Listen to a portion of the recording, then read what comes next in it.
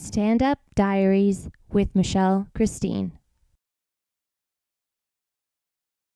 Hello and welcome to Stand Up Diaries, entry 168, and this one's called Stretch That Dollar. I have a little picture of a camera on there. It's kind of right there. I don't know if you can see it.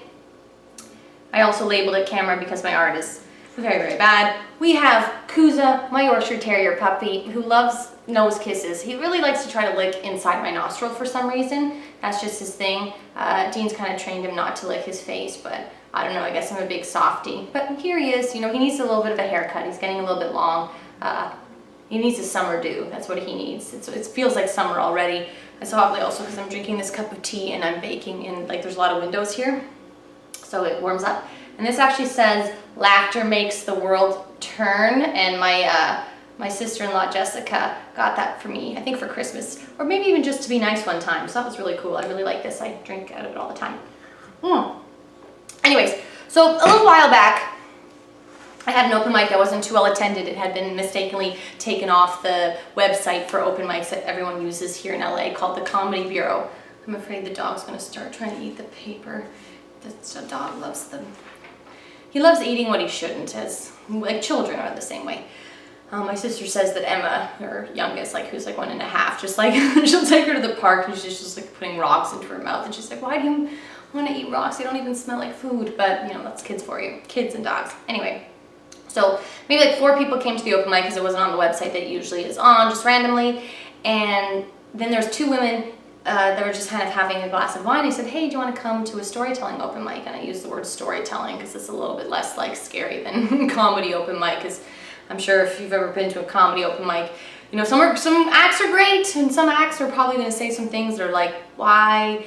That is the most hateful person I've ever known, and they will also blame you for not laughing, which is always fun when someone's bombing. Anyways, so they decided to come in for the show.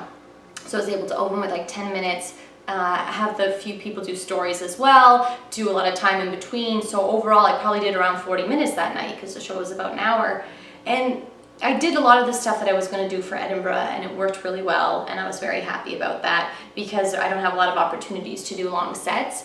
So I'm just the type of person that, hey, there's 2 people here that haven't heard any of my stuff, like give it your all. And it was fun and interactive. I even loaded some pictures of my posters and showed them to them, like, and kind of went up to them in between stories. And I don't know, I just think that they had a really good time, and all the people that performed were really great, and all did fun stories too. So the show was about an hour.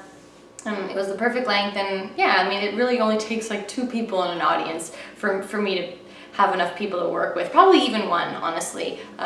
So as long as they don't feel awkward about it, because I wouldn't. But anyway, so that was really fun. So yeah, you just have to make the most of any time someone, you know, is gracious enough to watch you perform. I know that I'm not famous, and it's taking a huge risk. Like, I don't know if when I was kind of just deciding to go out for a glass of wine and someone's just like, hey, there's a storytelling open mic, you know, before I started performing, if that's something I would have done. Like, I don't know, maybe, potentially. But when anyone ever kind of decides to participate in an impromptu show, I'm always very, very happy about that. And then, so the title of this is Save That. Well, actually, you know what, I'll talk about this first. I have my 4th show here in LA. The Our Jokes Are Killer, Let's Laugh, that I talked about in the previous stand-up diary, and the show went really well. Let's just have Kuza come here for a brief kiss. Anyways, so that show went really well, and I guess, like, actually the crazy part about that show was that there was one comedian that was a recommendation from somebody else, and I trusted that person's opinion, and I'm sure they had seen them do well, but I usually like to see the people before I book them, just because there can be someone that's been doing comedy for 20 years, but maybe that's not a style. I can hear a helicopter, and this might pick up on it a bit. There's a lot of helicopters here in LA. Anyways, I just wanted to know that their style is going to fit well with what I'm looking for, because I'm the producer, so when the show is good, I'm a part to play in that, and when the show is bad, I'm also a part to play in that. So I decided to give it a chance, and then when I went in to the show, like before it started, I introduced myself and said, oh, you know what, the show's being taped, so if you kind of want the clip of it, feel free. And if a joke lands really hard, you can kind of add that to your reel, because reels are important for when you're kind of trying to get booked at clubs and things like that, or apply to festivals. And then they said, if my jokes will land, all of my jokes will land. And I was like, oh no, this person's gonna do so bad. Just that kind of attitude is the antithesis, like is the exact opposite of people that would come to a show to support me. Like, I'm not a diva. Anyway, so they go up, and the entire set for 10 minutes was that they like to get their butthole licked. Like, the entire set. Like, I don't mind even a butthole licking joke. Go for it. I have butt jokes. We all do. But it didn't morph into something. And every single minute was another, I like to get my butthole licked. I like to get my butthole licked. I like to get my butthole licked. And I hug everyone that comes on stage. And as they were approaching the stage, I went in for the hug and kind of got like rejected for the hug. And I didn't know if anyone else noticed that. So I got an email from one of my friends that came to the show, and they were like, oh yeah, it's like, I had such a great time, in brackets, minus butthole comic, and they rejected your hug, in capitals, unforgivable. So I honestly think that was a part to play in the bombing as well, is that, like, I don't understand why someone would have an attitude like that.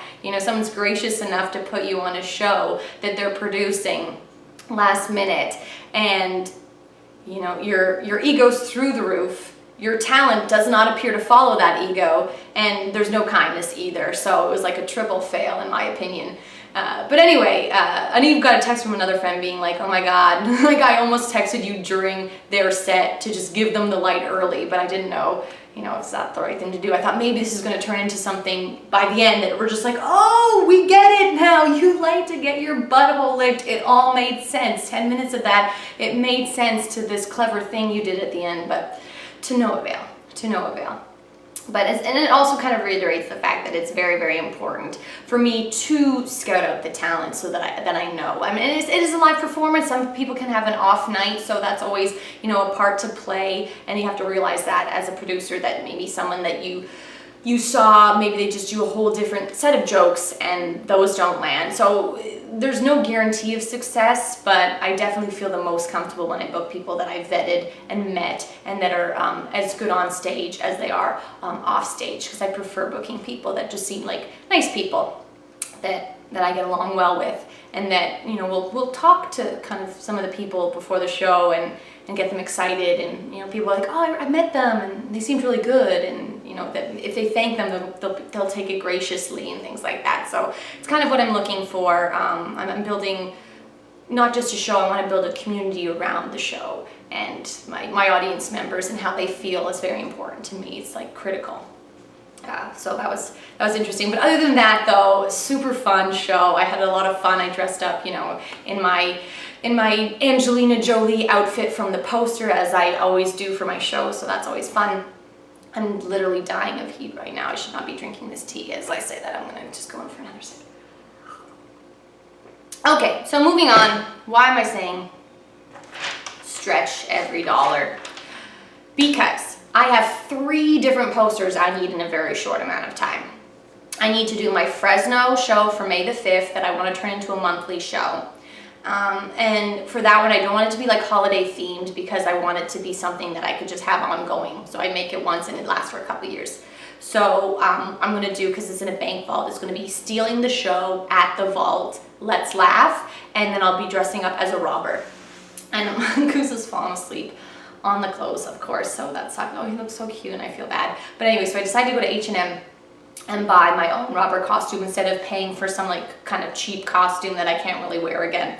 So sorry, Kusa, I know, I suck.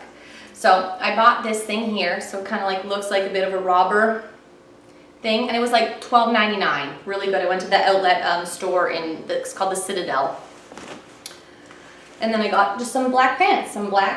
These were $19.99, which really isn't too bad for a nice pair of black kind of like jeans. And I will definitely wear them. Oh, and the boots, one sec. The boots were the most expensive part of the outfit, as boots often are. So like they're just like kind of like little black And I would definitely wear these again. So that's what I'm very excited about. If I can, like the Mountie costume, maybe I could wear it as a Halloween costume, but I'm not gonna wear it going out to get groceries.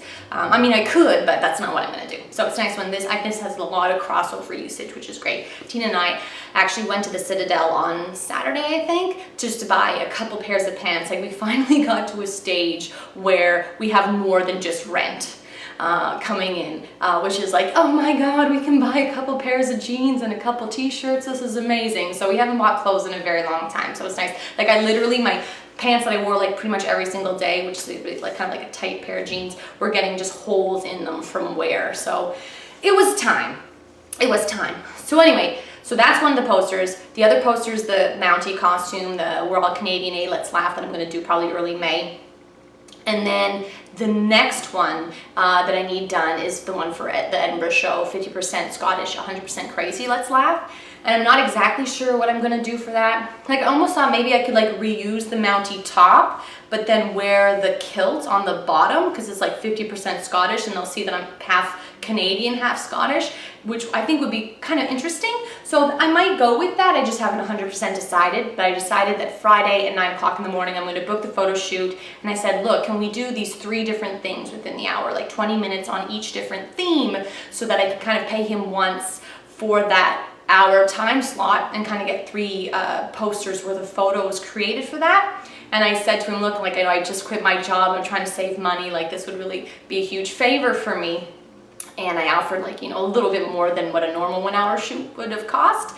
And he's like, how can I say no? Because I wrote within that, I was like, yeah, I quit my job because I don't want to work for Elon Musk. I want to be Elon Musk. And he wrote back like, yeah, how could I say no? I also like want to be Elon Musk. And he had quit his steady photography job to become a freelance photographer himself. And he said that he's like, you know, I'm proud of you and I believe in you. And that's, you know, very touching. And, you know, we're starting to have that longer term relationship, but this will be the 5th photo shoot I will have done with him. And he's always professional and always does great photos. And I enjoy working with him. He's a great guy, so I'm glad that I found him on Craigslist and we're able to kind of have this long-term partnership, because I said to him, look, when I find the A's, when I find great people to work with, I want to work with them every time. I will come back to you every time.